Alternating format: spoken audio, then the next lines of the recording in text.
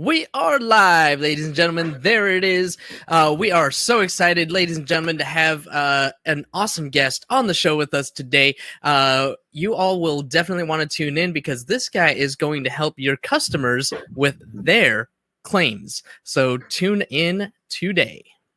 The Carrier Experience Podcast is a show for anyone who wants to grow their agency and be a titan of the insurance industry. Learn from a panel of experts who share their agency struggles, their experiences with the nation's best carriers, and share the marketing secrets that successful insurance agents are using today. Now, here's your host, the insurance bro, James Cias. Insurance bro. So, quick side note here, we're going to be doing something a little bit different here. We're going to be talking to a bunch of insurance pros. That's what it's about. We're talking to a lot of insurance pros, but here we go, ladies and gentlemen. It's that time again for the Insurance Bro Show. Before we jump into the show, a quick reminder to please give us a like, give us a subscribe on whichever platform it is that you are listening to us on right now. Give us a follow, give us a review. It'll help us show up that much higher on search results so that all of those other agents out there that are looking for good value and knowledge and education can find us that much easier. If you want to be a guest on the Insurance Bro Show, give us a holler. Go to www.insurancebroShow.com/guest. And don't forget to follow me on all my social media at Insurance Bro Show. So here's our intro for our guest. I have been in the insurance industry, ladies and gentlemen, for 7 years now. And even though I've seen these words together multiple times, I didn't know what a public adjuster was or how it was beneficial to me and to my customers. During the first conversation with today's guest, he told me that 90% of the general population and a huge chunk of insurance agents are in the same boat and don't know how much a public adjuster can help them in their agency. As a public adjuster, our guest today is someone who will educate and advocate on behalf of policyholders against insurance companies, making sure they understand their rights, are treated fairly, and are properly compensated by the insurance company at the time of loss. So I'm super excited to interview this guest and bring all of you some super valuable information. Joining us today from across the coast, from Metro Public Adjustments in New Jersey, welcome to the show, Robert Burra.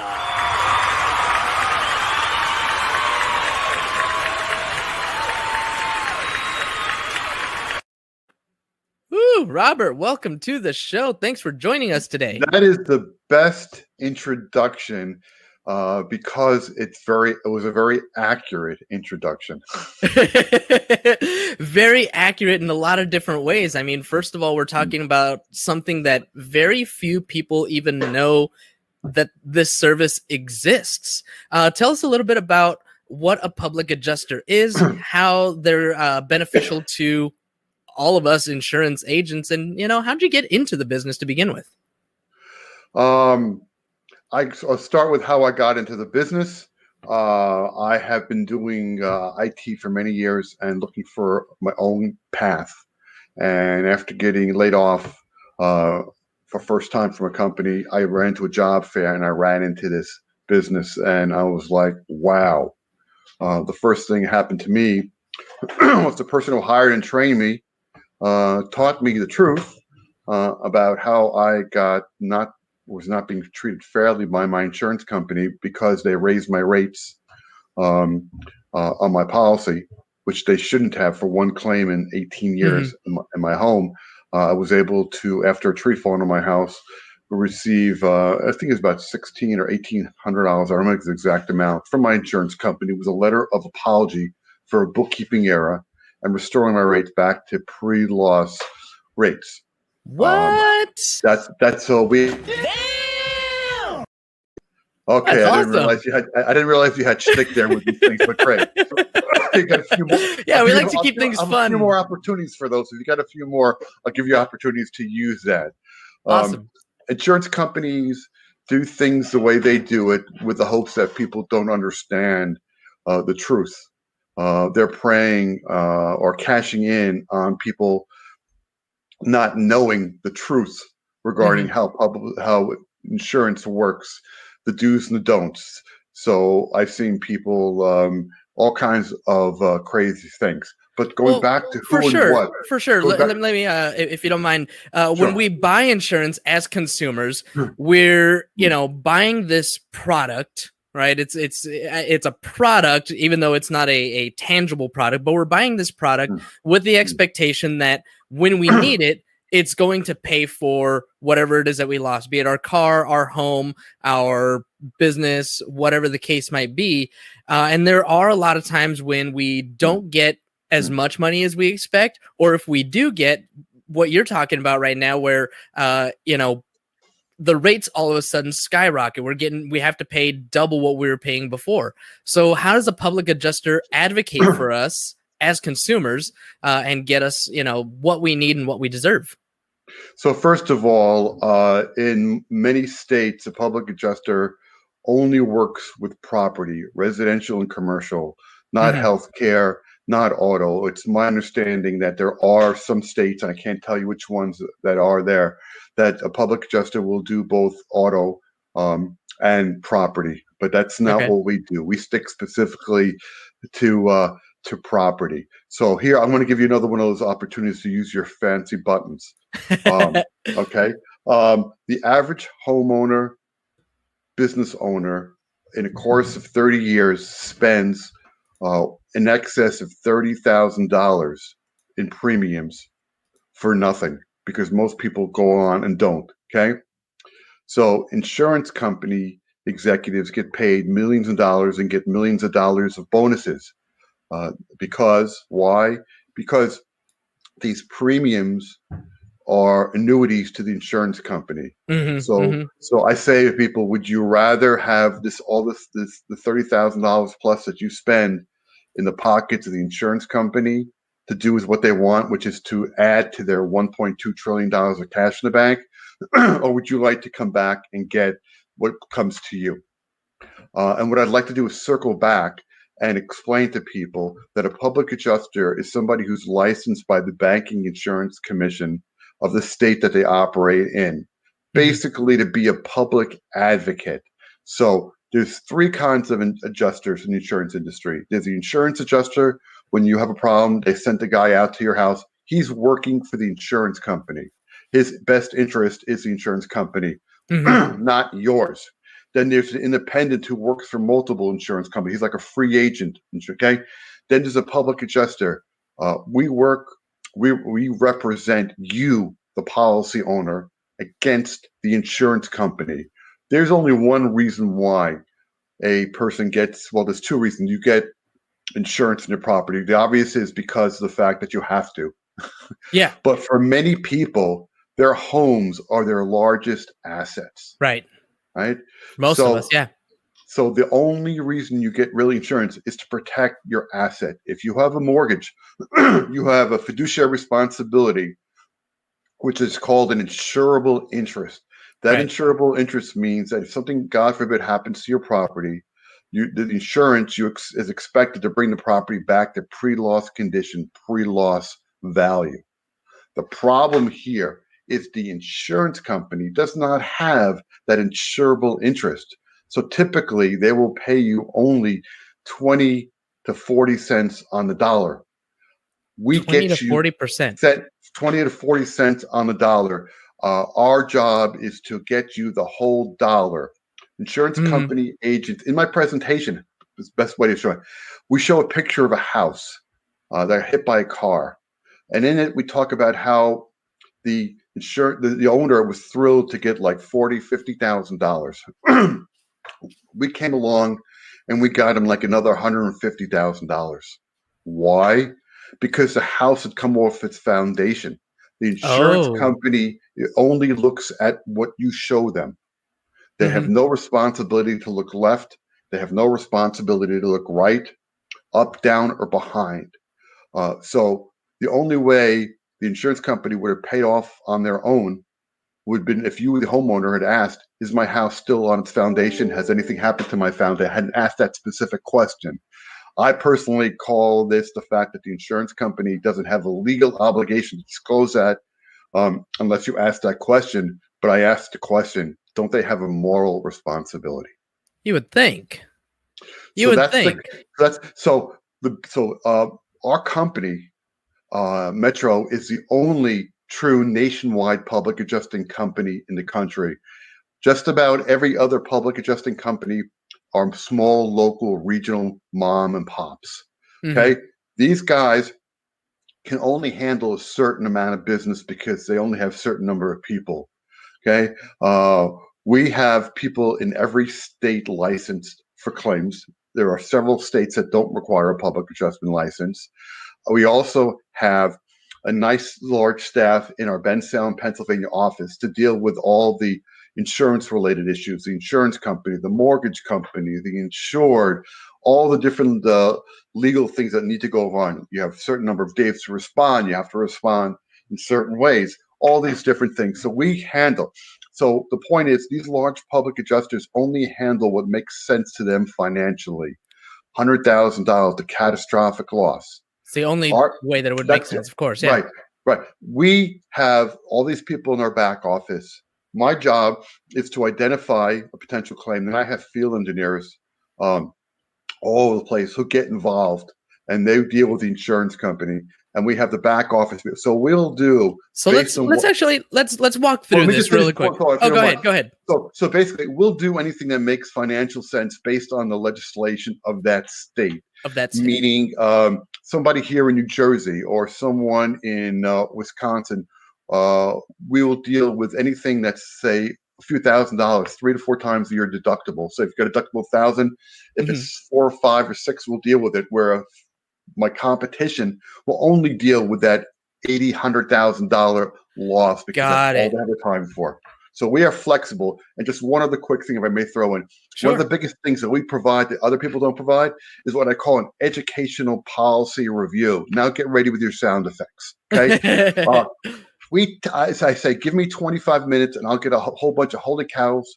What the heck are you talking about, Willis? And why the heck doesn't everybody know about that? And why didn't I know about you 2 years ago when this tree fell on my house or I had a leaking roof?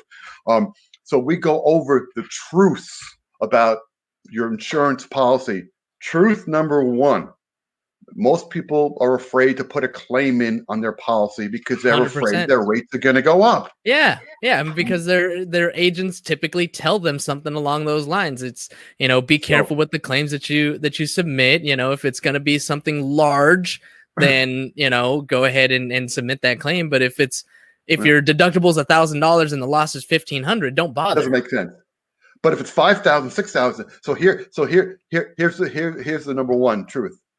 Based on your insurance policy and based on the state where you are located, you may be entitled to as many as 3 claims every 5 years without the insurance company pulling that we're raising your rates for a claim crap. What? 3 to 5? But you may be able to have as many as 3 claims every 5 years. 3 claims in 5 years. Number 2, never, ever, ever, ever call your insurance company for anything other than making a change to your policy. Why? Because the insurance companies in most cases will consider that a claim. If you call to have a discussion about something, hey, Joe, if this happens or whatever, will this be covered? Boom, they consider that a claim.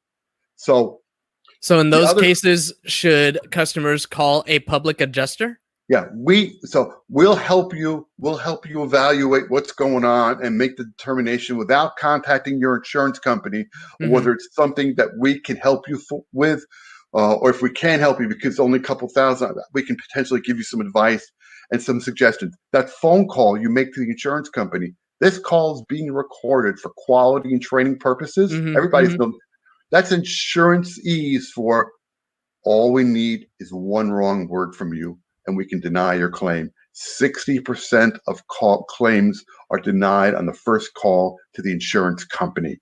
Here's a perfect example. Your water heater bursts. Your basement floods. That's what you tell the insurance company. First thing the insurance company is going to ask, is everybody okay? Good, because your claim's denied. Why? Your water heater is not part of your policy, and you don't have flood insurance.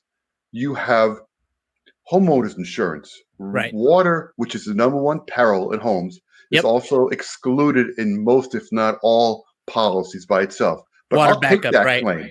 I'll take that claim. Why? Because what really happened to you is you had an accidental discharge of water from an enclosed pipe that was connected to your water heater. And as a result of this accidental discharge of water, here's a list of all the damages that occurred. One word can get your claim denied. Yeah, you use that word flood, and that's it. You can't handle the truth. We call flood the F word. Yeah. That's the F word. Never use the F word to the insurance company. We are your defense attorney. If you got one of Perry Mason, bring it up, because we are your defense attorney for you. Because so the insurance adjusters don't have to have the licensing that a public adjuster has. Okay, and an insurance adjuster gets significant more time trained on how to deny the claim. Their whole thing is got it. Denying, they're looking delaying, for that one word, pushing you away to the point where you go, "Uncle, I give up." Because insurance companies, they're in the business of making money, right? You called it an annuity. Every time you're making your insurance payment, it's an annuity. It's a payment that you're making to the company. They're holding that money. They're investing it. They're doing whatever it is that they do, and they don't want to give you that money back. They don't want to pay out claims. They're going to deny claims as much as they possibly can. And if you say the wrong word, that's it. That's all it takes. Right. So insurance companies have two departments, which is, in many cases act as different business entities. There's the sales department, the ones that spend billions of dollars in advertising, marketing, and then there's the service department, just like your copier, your printer. The guy who sells it to you and the guy who services it are different people. So in general, the more an insurance company, let me get to another truth for you. The more an insurance company advertises, either the more expensive your policy is going to be, or the more there's going to be fiscal gaps. So as part of that education and policy review we do, first we educate you, and then we take a look at your policy. Over 90% of policies are incorrect. Notice I didn't say wrong. They're incorrect. Why are they incorrect? Because they contain multiple fiscal gaps. For example, your house is insured for $500,000, but the liability you have on the policy is only $350,000. Again, we talk about the annuity. You have a 2% deductible for high wind or hurricane, or for hail. Nobody should have more than $1,000 to $1,500 deductible, period. We show you how to get rid of that 2% deductible on a $500,000 home, which is a $10,000 deductible. Eek. I had several people claims. We had here in the north, tropical storm Isaias. I was able to help several people, even though they had 2% deductibles, because it was a tropical storm, not a hurricane. I had several people with high wind. I wasn't able to help them. I even had one woman who's been living in her house for 35 years. As it turns out, she had renter's insurance. She didn't even have a homeowner's policy. What? Exactly. So we see people, for example, that I've seen people with sump pumps without a sump pump coverage. I've seen people. I hope you're insured. I told you I don't do auto. You need a tree falling on a house for a hurricane next time. Come on. Yeah, but the message is there, man. You say, we say we hope you're insured, and so many people think they are, and that's one of the things that we are really looking for as insurance agents, is to be that point of contact where we provide a true education. And that's one of the reasons why I wanted to bring you on, is because there's so much in the claims process that us as agents, we don't necessarily get into the weeds on. We don't, we have the conversations with the claims adjusters, but who's there to fight for the agent? I mean, a lot of times I'll say, well, you got to talk to a lawyer, but we actually have now a resource, a public adjuster that we can talk to, especially in our property claims. So kind of walking through this, let's say that I have a claim as a homeowner. Tree falls on my house, like we're talking about, or car crashes into it, whatever the case might be. The first call I make is not to the insurance company. It's You're going to be listening. I said never, ever, ever call the insurance company. never call the insurance company. So I'm going to call you, right? I'm going to call you first. I'm going to say, I love that. Who are you going to call? You're going to call a public adjuster. Oh, I thought I'm going to call Robert. Would come across the screen there or something. So I'm going to call Robert, and I'm going to say, Robert, I had a tree fall on my house. What should I do? Like, how do I file a claim? Should I file a claim? What should I tell the insurance company? And then you're going to coach me on what to say? Well, the first thing you do is you send me a couple of pictures with a copy of the declaration page, not the whole 100-page. Just the declarations page. The 3 to 5 pages. I will take a look at that, and I'll have a conversation with you, and then we'll talk about what's going on, and we'll talk about your policy, and then we will help you. A public adjuster will get, on average, 300 to 600% more coverage for you, because we look left and right, we look up and down. In addition to that, remember I talked to you about how an insurance company doesn't have an insurable interest, it only offers you 25 to 40 cents on average? Sure. Okay. So they will pretend that they are in charge, that they own the money. Okay. And they'll ask you for bills, receipts, and you'll have to show every penny spent. Right. Okay. Again, they don't have the insurable interest in your property. So if I get you 5, 10, 20, 30, whatever it is, we will get you in many cases, most or all of that money up front, less potentially deductible depreciation thing, replacement cost kind of thing. So your money, you control the money. So you don't have to do that. Okay. That's awesome. Insurance companies pretend like they do because people don't understand. You take your policy, you put it in an escrow with your taxes and your mortgage, and you never look at it again. Most people go. You expect 15, to be covered. 20, you expect. Now, working with an independent insurance agent versus a big company is better, because they represent multiple carriers. You have multiple carriers. Right. You have a knowledge, and you're not brainwashed into the friendly neighbor syndrome kind of deal. And you are you're more educational. So in general, the independent agents that I work with know a lot more. Some know more than others. Some know less than others. But you guys, it's your job to take care of. I'm here. I work with a multitude of independent insurance agents, and part of what I do is I will advise you, especially if you have one of the big 4.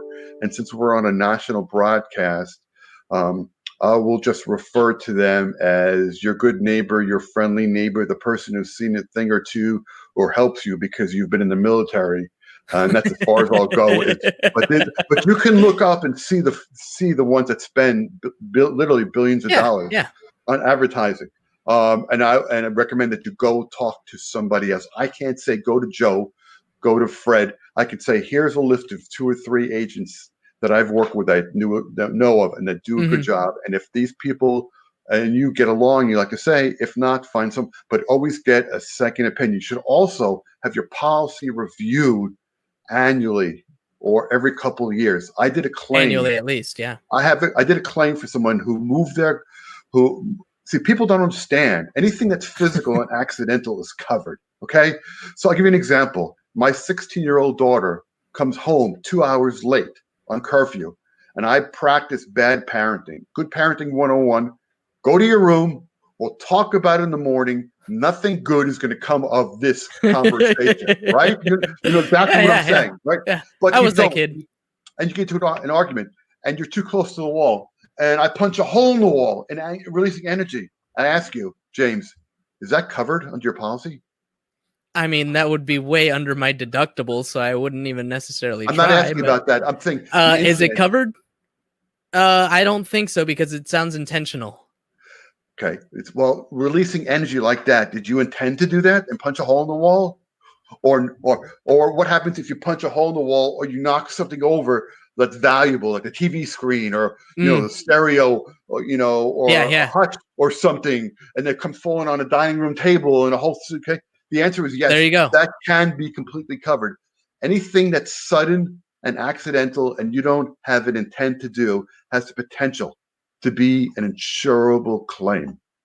Even mold can be an insurable claim if it comes from water above the ground. Anytime water enters your home from above the ground, it has potential to be an insurable claim. I have a claim in litigation with one of those 4 companies because they refused, not only did they refuse to pay, but the mitigation company they sent in caused significant additional damage to the owner's home because there was a leak where they would never even realize to look. And one day a painting fell down. Whole long story behind that. And but then they found out that the drywall was all rotted out. And yeah, people don't oof. understand that this is an asset for you to maintain. The last time I did an inspection in a home, me personally, because of everything that's going on, I found a scratch behind the refrigerator. The owner informed me that they every year or every 1 or twice a year, they pull the refrigerator freezer out to vacuum. It's like you could eat in a floor kitchen. Okay. Mm-hmm. They scratch the floor, wood floor. Okay. As it turns out, the flooring isn't that large. I'm terrible in square footage, 400 square, 500, not one of these huge things, one of these tiny.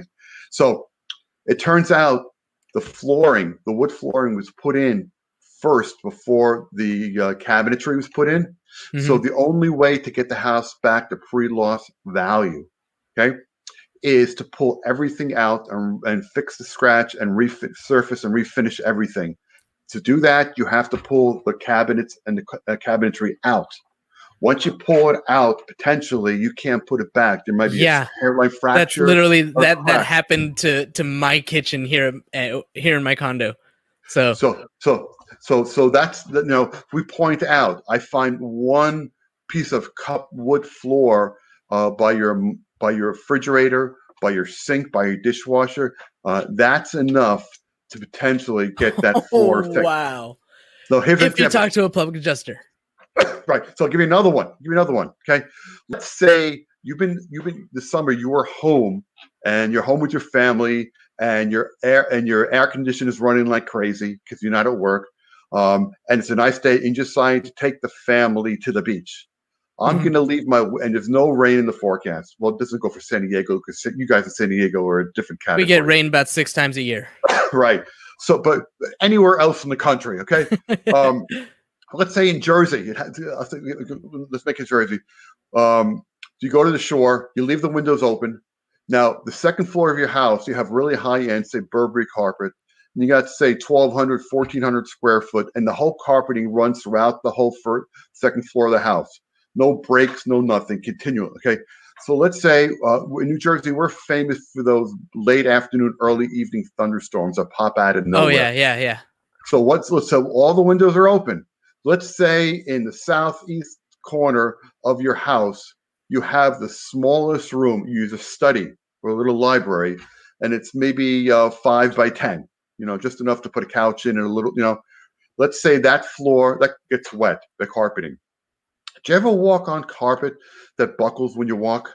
Just like comes up? Yeah. All the foam underneath, everything's just rotted out. That's called the lamination. So what the lamination is in the back side of the carpeting, the plastic, the rubber that used to go touch the floor, once that gets wet, it disintegrates. It's called the lamination. Okay, so so your insurance company may say, okay, we're going to send in a mitigation company. We're going to clean, deodorize everything. They're good. Let's say you fight it and you get to replace the carpeting in that floor, in that one room. Okay. Now, I don't fix, I don't upgrade, I don't repair, I don't do any of that kind of stuff. Okay. I don't match. What I do is you have to pre-loss. So let's say they replace the carpet in that one room, and the carpet in that one room isn't quite the same as the rest of the house, and the continuous run of that second floor. You go to sell your house a couple of years from now. Oh boy. And they're going to ask you what's going on with this room, and you're going to be, and you're an honest person like me, and you're going to tell them. Oh, I mean, real estate laws, you have to disclose everything anyway. Right. So what has the insurance company maintained the value of your asset? Not really. Right. So as a public adjuster, I will ask the insurance company to give you the money required to replace the carpeting in the entire floor of the house. So that of it that room. all matches all the way through. Right. Give it a 10. A 10. That's perfect. So again, as I remind you, we get you control of the money. What you do and what you decide to do with the money is not our issue. I just get you what's coming up that you deserve. I got one real quick question for you. How does a public adjuster get paid? Is this something that I have to pay as the consumer, or does it get paid as part of the claim? So we are a free service, not a FEE and FREE service, in that you will never put your hands in your pocket. Now, remember, I told you that we get you 3 to 6 times more money than you would get on your own on average. Remember, I told you we get you control of the money, right? Yep. So we get a professional services fee only when we help you get a settlement that ranges anywhere from 10 to 35%. Again, it depends on what state you're in. Yeah. Some states it could be 8%. That's what it is in New Jersey. Okay, I don't know if the top of my head is in California. It's all good. I know California Probably higher. No, it's lower. California, I believe, is one of the capped states. There are several states that have severe regulation. I told you, the Banking California. Insurance Commission of the state regulates the industry, regulates the adjuster. Okay, New York, for example, Texas, Florida are horrible as far as a public adjuster and regulation. California is, I believe, a capped state as well, meaning it's a much smaller amount. So in California, I'll only get involved when it's a larger loss. If you're in New Jersey, you're in Wisconsin, you're in Delaware, you're in Atlanta, you're in Virginia, you're in the Carolinas, and other states. I don't want to go through the whole list. For our listener base in California, what's the minimum threshold we're looking at? It's got to be I would guess at least it's got to be close to $100,000 for us to get involved because of the cap. But again, because of the cap, yeah. Every state. I'm assuming that the large majority of people here are California, but you have other people. For sure. I will and want to help as many people in California as I can. There's been a lot of people that have lost their property because of the wildfires. Yeah. I would love an opportunity to make sure, because we had a thing called Superstorm Sandy here in New Jersey several years back. Yep. I can only imagine what the insurance company, the crap that they've already started to pull in California. So if you're in California, listen to my contact information is in here. I would love to talk to you about what's going on. I may or may not represent you, but I'd love to talk to anybody that could use my assistance, my help, my guidance. Perfect. A shoulder. Hey, Robert, for our listening audience, for anybody who's not watching, but anybody who's listening on the podcast apps, which you can get from either iTunes, Spotify, anywhere where you find your podcast, why don't you tell our listening audience how they can get in touch with you, the best ways? Okay.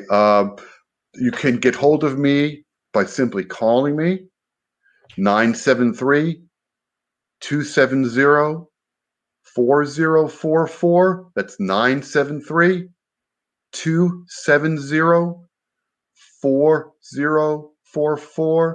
Or my email is Robert. That's Robert, B as in boy, Robert B. Dot. That's period. Dot. Metro PA. METROPA. Metro PA @gmail.com. So that's Robert B. metropa@gmail.com. I have a Calendly link, which it's a little too, don't want to explain to confuse people, or I'm guessing the people can get hold of you directly as well. I'm also Robert Bura, Public Advocate, Robert Bura, Public Adjuster on Facebook, or just simply Robert Bura on LinkedIn as well. LinkedIn. I'm your huckleberry.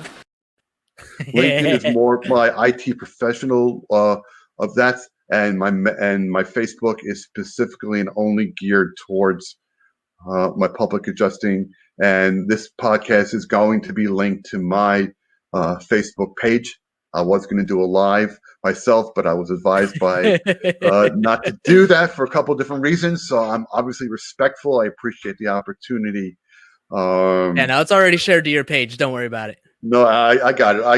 I got it. But basically, I want to help. My job is to help, to teach, to advocate.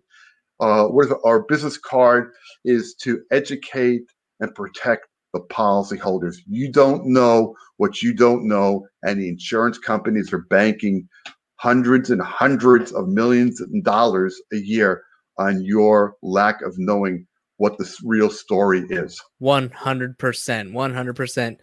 All right, Robert. Well, it has been a blast getting to know you and getting to learn everything that a public adjuster does. I thank you so much for spending some time with us. For everybody else who's listening in, don't forget to follow me on all social media at Insurance Bro Show.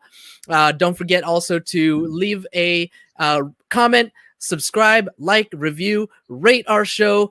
Help us show up higher on all of those search results. And if you want to be a guest on the Insurance Bro Show, if you want to be an insurance pro on the Insurance Bro Show, go to www.insurancebroshow.com/guest, and I'll be super excited to have you on the show, write you a fire intro, and get your information out there. So once again, Robert, thank you so much for spending some time with us today. Thank you so much for inviting me. I appreciate it, and I had fun talking with you this afternoon. You as well. All right, everybody else, thank you so much. You rock my socks. You have my hearts. As always, Have a nice day. Thank you for tuning in to the Carrier Experience Podcast. James is the CEO of the Pipeline team of San Diego and is always in the market for top talent. If you are an agent looking for a place to hang your license, visit pipelineinsurance.com/agent opportunities or send an email to newagent@pipelineinsurance.com. You can find James on all social media at Insurance Broham.